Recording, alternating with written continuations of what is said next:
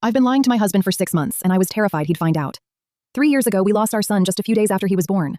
The nursery was finished, the clothes were folded, and we had already picked out his name. One day, we were planning our future, and the next, we were planning a funeral. It broke us. For a long time, we couldn't even talk about having another baby. Eventually, we decided to try again, but every pregnancy test brought more fear than excitement. After everything we'd been through, hope felt dangerous. Then one morning, I took a test before work and saw 2 pink lines. Instead of celebrating, I sat on the bathroom floor staring at it. I couldn't bring myself to tell anyone. Not my husband, not my parents, not even my best friend. I convinced myself that if something went wrong again, it would hurt less if fewer people knew. So I kept the secret. I scheduled every appointment during my lunch break, hid the ultrasound photos in a folder on my phone, and blamed my exhaustion on work. Every time my husband asked if I was okay, I smiled and said I was just stressed. Weeks turned into months, 12 weeks, 16 weeks, 20 weeks.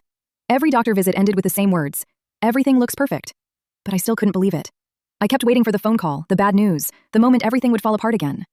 Then one afternoon during an appointment, I heard the baby's heartbeat echo through the room. Strong, fast, steady.